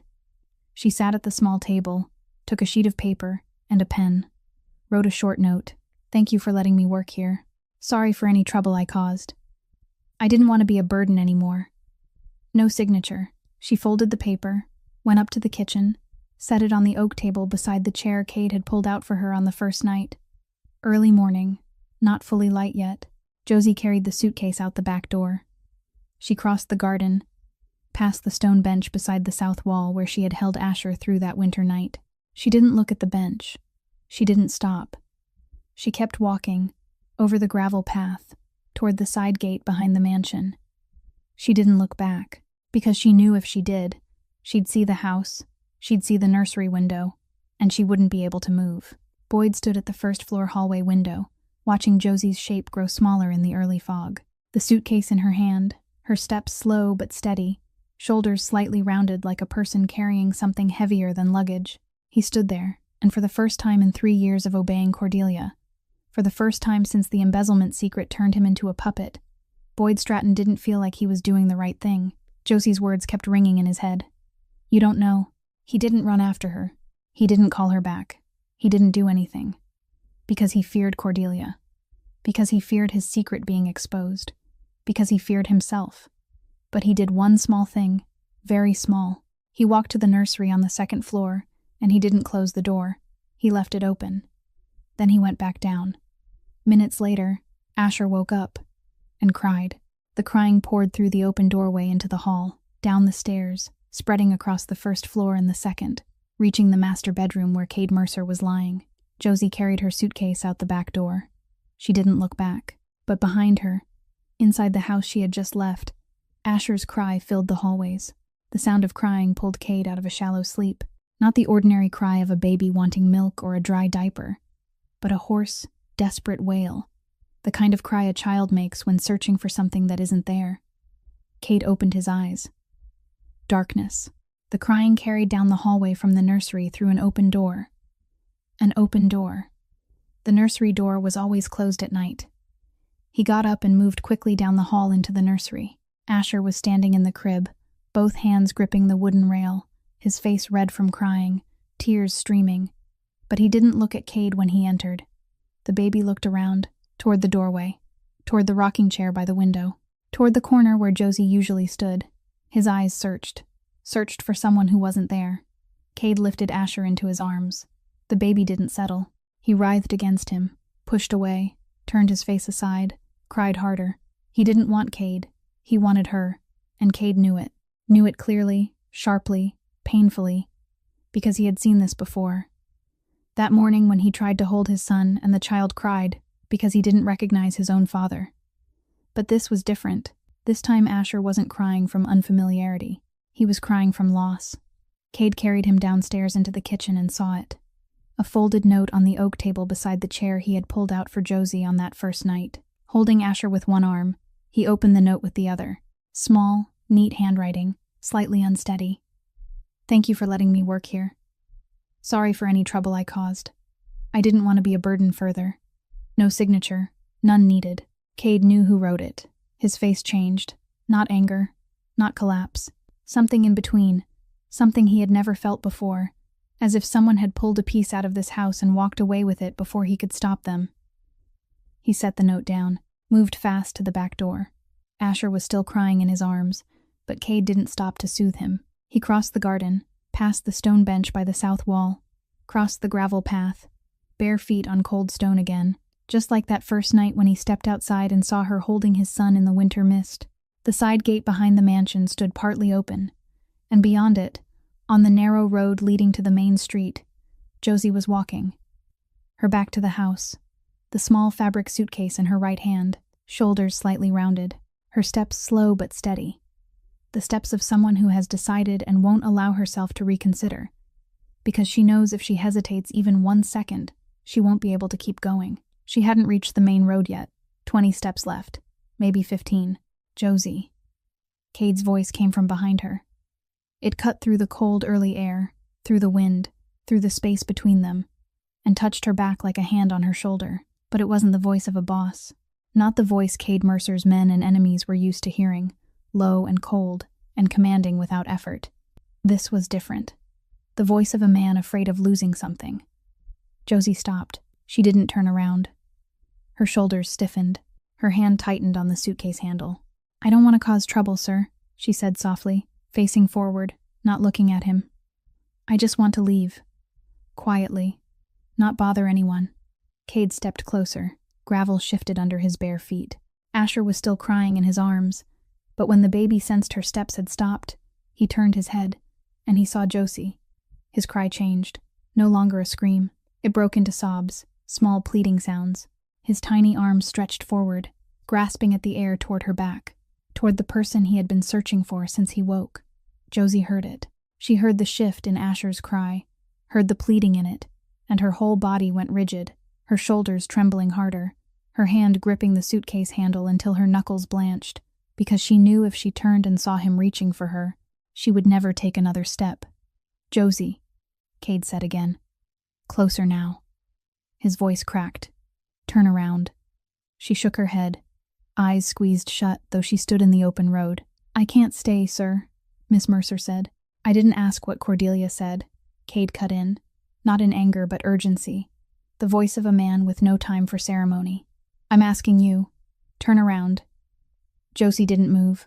Asher cried louder, and Cade did what he had done that morning when the baby struggled in his arms to reach her. He stepped up behind her and gently placed Asher into her arms. He didn't ask. He didn't wait for her to turn. He simply put the child into her embrace from behind, and she caught him by instinct, by reflex, by something deeper than any rational decision. Asher stopped crying immediately. Instantly, he buried his face in Josie's chest, his small hands clutching her collar, fingers gripping tight, his body relaxing, his breathing evening out. Silence, peace, safety. Josie held him, her eyes still closed, the suitcase slipping from her hand to the gravel at her feet, and she stood there in the middle of the stone path, her back still toward the mansion, holding a child who wasn't hers but had become everything. Cade stood in front of her, watched her holding his son, watched the way the baby quieted in her arms but not in his, and he spoke, almost a whisper, breaking halfway through. "You're not leaving the place you belong." Josie opened her eyes, looked at him. For the first time, she looked straight at him, not lowered, not avoiding, not through the distance of employer and employee, just two people standing in the early mist with a child between them. "You're not just his caretaker," Cade said, stepping closer, his voice unsteady but each word clear. "You're his heart." And Josie cried, not the kind of tears she shed in the laundry room when Cordelia tore open an old wound. Not tears of pain or fear or loss, but tears because for the first time in 27 years of her life, the first time since her mother died, since Levi was gone, since she had walked through this world like a shadow no one noticed, someone said she belonged. Josie cried, not because she was broken, but because, for the first time, someone told her she belonged. That evening, Cade Mercer called a dinner that no one was allowed to refuse. The long table in the main dining room glowed under warm yellow light from the crystal chandelier, heavy silver set in perfect order on white linen, crystal glasses lined up in straight ranks. This wasn't a family dinner. In Cade's world, a meal at this table was an order, a declaration, a place where power was handed out or taken back. And tonight, he invited more than family. 3 men sat at the far end of the table, black suits, broad shoulders, faces without expression. Senior lieutenants of the Mercer organization, the man over the North Side line, the man who managed the laundering network, and the man in charge of Midwest security. They sat in silence, watching, waiting. When Cade Mercer summoned them to the house for dinner, it meant something big was about to happen. Cordelia sat in the middle of the table, to the right of Cade's seat. She wore a black dress, hair pinned up high, posture straight, a glass of red wine in her hand. On her face was the confidence of someone who believed she had already won. Josie was gone. Boyd had reported that morning that the staff room was empty, the suitcase gone, the back door opened. She had left, quietly, exactly as Cordelia demanded. The problem was handled. The boundary had been redrawn. Everything returned to order. Cordelia took a sip of wine, and allowed herself one small breath of relief. Then the dining room door opened, and Josie walked in, still in uniform, still wearing the yellow rubber gloves, light brown hair tied neatly at the nape of her neck, her face thin, shadows under her eyes, but her back straight, her gaze forward. She didn't look down. She didn't lower her head. She walked straight to the main table, pulled out a chair, and sat. At the main table, beside Cade's place, Cordelia's wineglass stopped halfway to her lips. Her eyes widened for only a fraction of a second before she forced her face back into control. But that fraction of a second was enough. Enough for everyone in the room to see. Enough for the three men at the end of the table to exchange a look. Enough for Boyd Stratton, standing in the corner as he did at every dinner, to feel the floor beneath him shift. Cade entered after Josie. He walked to the head of the table and stood, not sitting. Both hands rested on the back of his chair. His eyes moved across each person in turn. His men, Boyd, Cordelia, Josie. Silence stretched. 10 seconds, 20, 30. No one spoke. No one dared. Because when Cade Mercer stood still and watched, what he was about to say would not be a suggestion, not a discussion, but law. Then he spoke. Low, even, slow, each word heavy as it landed on the table. Last night, my son almost died. The room froze. Forks paused. Glasses stilled. Breath stopped. But he didn't die, Cade continued. Not because of the doctor. Not because of money. Not because of anything I've built over the past 22 years. He looked at Josie. Straight at her. Long enough that everyone followed his gaze, looking at the thin woman in a cleaning uniform, yellow gloves on her hands, seated at the main table among expensive suits and crystal. He lived because of a woman, Cade said, who held him when everyone else walked away. She kept my son warm when the heat went out, and no one bothered to report it. She stayed awake all night on a stone bench, in the dead of winter while I wasn't home. She sang to my son when he was slipping away, and the doctor couldn't reach him. He stopped, looked around the table, looked into each face. My father once told me something, he said, and his voice changed, softer, but deeper. Never let anyone know what matters to you, because what you love will become what your enemies use to kill you. Silence. Then Cade spoke again, clear, certain, unshaking. My father was wrong. The three men at the end of the table looked at each other. In 22 years following Cade Mercer, they had never heard him say his father was wrong. Not once. Cade turned his eyes to Cordelia, stared straight at her. His eyes were cold, not cold with hatred but cold with clarity, because nothing was vague anymore, because he knew exactly what his sister had done and he would not pretend for one more second that he didn't. And anyone, he said, his voice dropping another half step, so low it seemed to vibrate in the chest, anyone who tries to harm this woman will face me. Not Cade the brother. Cade Mercer. Cordelia didn't move. Her face went white under the chandelier. The wine in her glass tilted slightly, nearly spilling, and she didn't even notice. She understood. Everyone in the room understood. In this world, that wasn't a warning. It was a declaration of war. Touch Josie Thorn, and you touch the boss of the Mercer organization. And the punishment for that wasn't dismissal, wasn't exile, but something everyone at this table knew, and no one said out loud. Then Cade did what no one in the room expected. He stepped away from the head of the table, walked down the length of it, past every chair, past his men sitting rigid, past Cordelia frozen in place, until he reached Josie, and he went down on one knee, cold marble beneath him, in front of his three highest lieutenants, in front of his sister, in front of his steward, in front of everyone. Cade Mercer, the Midwest Mafia boss, the man all of Chicago called by his last name and no one dared call by his first, knelt before the housekeeper. He looked up at Josie, eyes red, his voice almost a whisper, but the room was so silent everyone heard every word. Thank you for saving my son. He paused, swallowed, continued, and thank you for teaching me that love isn't weakness. Josie looked down at him. Her lips trembled.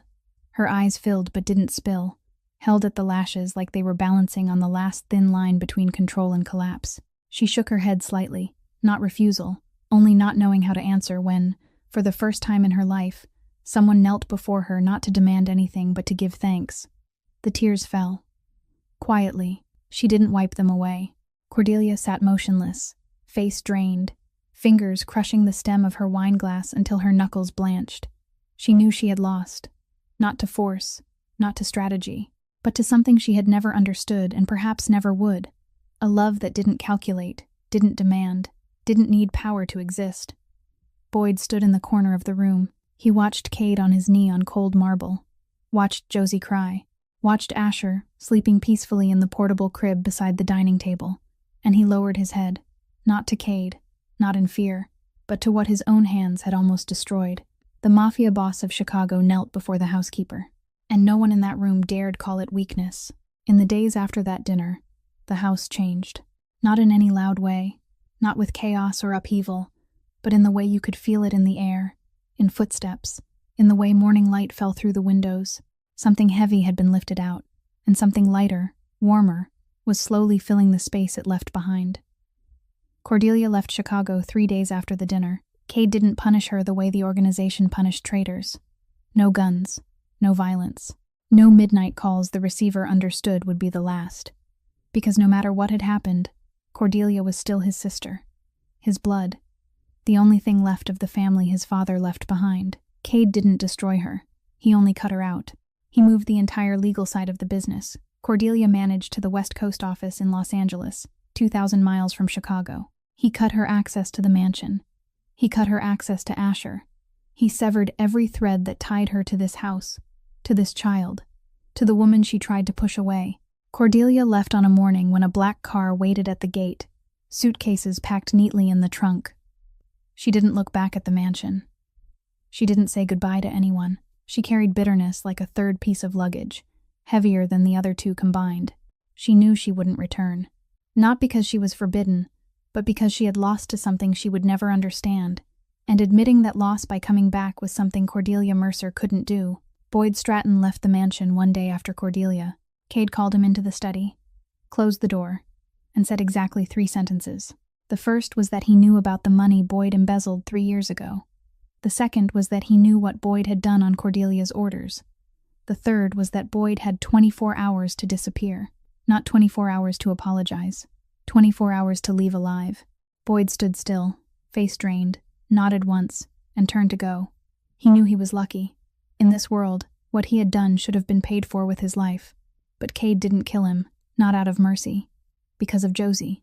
When Cade told her Boyd would face consequences, Josie looked at him with tired eyes, eyes that had cried too much in the past few days, and said only one thing: "It's been enough pain." Those 3 words saved Boyd Stratton's life. 3 words from the mouth of a housekeeper carried more weight than any pardon the Mercer organization had ever granted. Boyd vanished from Chicago that night. No one knew where he went. June Whitfield was dismissed the same afternoon, her contract terminated without a single reference, as Cade made it clear that a professional record meant nothing without a heart. But before Boyd left the mansion, he left an envelope on the table in Josie's staff room. No name, no letter. Inside was ash. Ash from the file Cordelia had ordered him to dig up, the file on Josie Thorn, on Appalachia, on Levi. Boyd had burned the original, burned every copy, burned until nothing remained but black ash in a brown envelope. A wordless apology. From the man who had almost destroyed her, to the woman who saved his life with 3 words. A week later, when the mansion had settled into quiet again, when the shadows of Cordelia and Boyd had faded from the hallways, when everything began to find a new rhythm, Cade found Josie in the nursery late one night. Asher was asleep in the crib, breathing steady, cheeks pink and healthy, his fingers loosely holding the corner of the blue blanket Josie had tucked around him since that day. Josie sat in the rocking chair beside the crib, as she did every night, one leg tucked up, eyes on the baby's sleeping face, the yellow gloves resting on her lap, removed for the first time. Cade tapped softly on the doorframe. Josie looked up. He stepped in, sat on the edge of the bed beside the crib, facing her. In his hand was a small black velvet box. "I don't want this to be a gift," he said, voice low and gentle, opening it. Inside was a thin gold necklace and a small heart pendant, simple, unadorned, no stones, no ornament. "Because this isn't about thanks." Josie stared at the necklace. Then she looked down at her hands without gloves, hands calloused, scraped, cracked from chemicals, hands that had scrubbed floors, scrubbed sinks, held a baby through a winter night, held a child to life when the whole world looked away. "I don't need anything," she said, her voice shaking. Not refusal out of pride. Refusal because she truly believed she didn't deserve to receive anything. Because her whole life, no one gave her something without taking something back. And she had learned not to need, not to ask, not to hope. Cade looked at her. "I know you don't need anything," he said. "That's why you deserve everything." He stood, stepped closer, and fastened the necklace around her neck, gently. His fingers brushed the back of her neck as he hooked the clasp, and Josie felt the cool metal settle against her collarbone, just beneath her throat, so light it was almost nothing, but she knew it was there. Cade didn't say more. He turned, paused at the doorway, looked at Josie and Asher one more time, and walked away. The next afternoon, the nursery filled with late-day sunlight pouring through the south-facing window. Josie sat on the floor, legs stretched out, back against the wall, putting toys into a box. Asher sat on the rug a few feet from her, holding the edge of the crib, feet unsteady. He had been practicing standing for days, grabbing at everything, falling, pulling himself up, falling again. And Josie was always there to catch him. Then Asher let go of the crib rail. He stood on his own, wobbled, 1 step, 2. Unsteady, tiny legs trembling on the rug, both arms lifted out to the sides for balance. Josie dropped to her knees, arms opening toward him, eyes bright. He took a 3rd step, a 4th. Then he fell forward into Josie's hands. She caught him, pulled him close, and he laughed. Loud, full, round laughter with his whole small face. Then he tipped his head up and looked at Josie, and he said, "Ma." 1 word. Clear, natural. No one taught him. No one practiced it with him. Just a sound from the mouth of a 9-month-old baby who had taken his first steps and fallen into the arms of the person he searched for whenever he woke, whenever he cried, whenever he was afraid. "Ma." Josie froze. Her whole body went still. Her arms around him didn't move. Her eyes widened as she looked down at Asher, at his smiling face, at the way his eyes looked at her with pure, unguarded light, and tears surged up. Not sobbing, not sound, only tears spilling, quiet, overflowing at the lashes, sliding down her cheeks, falling onto his hair. She didn't wipe them away. She only held Asher, held him tight. And for the first time in years, since Pearl was gone, since Levi was gone, since she had walked through this life alone with no one holding her hand, Josie breathed. Not the breath of someone surviving, not the shallow, hurried breath of someone breathing only to make it through another day, but a deep breath, a full breath, a slow breath, the breath of someone who belonged. Cade stood in the nursery doorway, leaning against the frame, arms crossed, watching Josie on the floor holding Asher in the afternoon light, the thin gold chain glinting at her throat, and he smiled. For the first time in his own memory, Cade Mercer smiled not because he had won, not because he controlled something, not because of power, but because, for the first time, this house felt like home. Ma, 1 word. And Josie, for the first time in years, breathed like she belonged. Time moved on. Spring replaced winter, and green leaves covered the bare branches Josie had once watched through that cold night's mist. Summer came, golden sunlight spilling across the garden, then autumn, then winter again. But winter didn't feel as cold as before, not because the weather had changed, but because the house had. The gray stone mansion still stood in the Chicago suburbs. The cameras still recorded. The fences still rose high. But inside those walls, something had shifted. It wasn't louder. It wasn't busier. It was simply warmer. Cade Mercer changed too. Not overnight, not with a single decision, but slowly, day by day, month by month, the way water wears down stone. He began to pull back from the weapons pipeline, handing off pieces to trusted men, narrowing the laundering network, expanding the legitimate side. The restaurants became real restaurants, not fronts. The real estate became real real estate, not places to hide dirty money. He didn't become a good man overnight. He was still Cade Mercer, still dangerous, still called by his last name, still the man all of Chicago knew not to challenge. But he started to want something else. He started to want to be the kind of man who, when his son grew up and asked what his father did for a living, could answer without having to lie. He started to want to be someone his son could be proud of. Josie didn't scrub floors anymore. She didn't need to. Cade had told her long ago that she wasn't staff now. Not a housekeeper, not a nanny, not any title that could contain what she was in this home. But Josie stayed. Not for money, not because she had nowhere else to go, but because of Asher. Because this house was her home now. Because for the first time in her life, she belonged somewhere. And that place didn't push her away. She didn't wear the yellow rubber gloves anymore. She didn't need that armor now.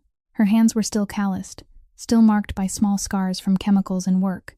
But now those hands were free, touching the world without a barrier, holding Asher without rubber between them, and each time his fingers wrapped around hers, she didn't remember the tiny hand that had let go. She remembered the tiny hand that was holding on.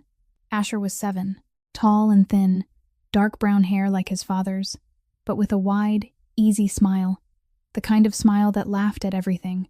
A smile Josie remembered from another child, somewhere else, in another life. At school, his teacher asked the class to draw a family tree. Asher took his crayons and worked with solemn focus. When the teacher asked, "Who raised you?" Asher didn't hesitate. He didn't think. He didn't need to explain bloodlines or legal relationships or any of the things adults tangled into knots. My dad and Ma. Simple, true, unshakable. One October afternoon, pale sun and a soft breeze, yellow leaves scattered across the gravel path in the garden. Asher sat beside Josie on the stone bench. That stone bench, by the south wall, sheltered from the wind, near the laundry vent, the bench where Josie once ate lunch alone, the bench where she held Asher through a winter night when no one came, the bench where Cade found her the first time and everything began to crack. Now a small brass plaque sat on the arm of the bench. Cade had it attached one day without telling anyone. The plaque held only one line, the date of the night the heating system failed. Nothing more. It didn't need more. Everyone in the house understood. Asher sat beside Josie, his legs swinging because his feet still didn't reach the ground, telling her about school, about friends, about recess, about the way his math teacher frowned, about a classmate's dog that could catch a ball. Josie listened and smiled, her hand resting on her lap, the gold heart necklace still at her throat, never removed, not a single day. In Asher's room on the second floor, on the wall beside the bed, a glass frame hung. Inside wasn't a painting, wasn't a landscape photo, but the yellow rubber gloves, old, slightly torn at the fingertips, faded by chemicals. The gloves Josie wore through her first 6 months in this house, the hands that scrubbed floors, scrubbed sinks, held Asher in the winter night, kept him alive while the world slept. Cade had them framed and hung beside Asher's first photograph, a picture of him smiling, taken by Josie, with a sunlit nursery behind him. The two hung side by side. The final symbol, Cade stood on the second-floor balcony, looking down into the garden. One hand rested on the railing, his eyes damp, even if he would never admit it. Below him, Josie and Asher sat on the stone bench, the boy talking, her laughing. Afternoon light spread over them like a pale golden blanket. He watched them and remembered. That night, bare feet on cold gravel, a Beretta in his hand, wind off Lake Michigan cutting across his shoulders, and the only image that saved him, the image he would carry to his last day, a thin woman in a cleaning uniform, yellow rubber gloves on her hands, sitting on a stone bench, holding his son in the winter mist with the only thing she had, the warmth of her own body. He whispered, softly, for memory alone, "I used to believe love was what enemies used to kill you." The wind moved gently across the balcony. Leaves fell, but someone with nothing gave us everything. One breath, and we'll never forget that. Below, Asher looked up, saw his father on the balcony, waved, and smiled. Josie lifted her head too, her eyes meeting Cade's, and she smiled back, a small, peaceful smile, the smile of someone who had finally come home after a very long journey. The story ends here, but the message doesn't. Sometimes in life, the people who seem to have nothing are the ones who give the most. Sometimes love doesn't come from the rich or the powerful, but from calloused hands, from arms that are tired but never let go, from hearts that have broken and still choose to love one more time. And sometimes, admitting you need someone, admitting love isn't weakness, is the bravest thing a person can do. If this story touched your heart, please tap like, share it to spread this message to more people, and don't forget to subscribe to our channel so we can keep listening to more warm stories together every day. We'd truly love to know how you felt after hearing this story. Did Josie and Cade's story make you think of someone in your real life? Or something inside your own heart? Share it with us in the comments below. because every comment you leave is the greatest motivation for us to keep creating meaningful content. We read and treasure every feeling you share from the deepest part of your heart. We wish everyone watching this video strong health, a joyful life, peace each day, and a reason to love every single day. Thank you so much. Goodbye, and we'll see you in the next video.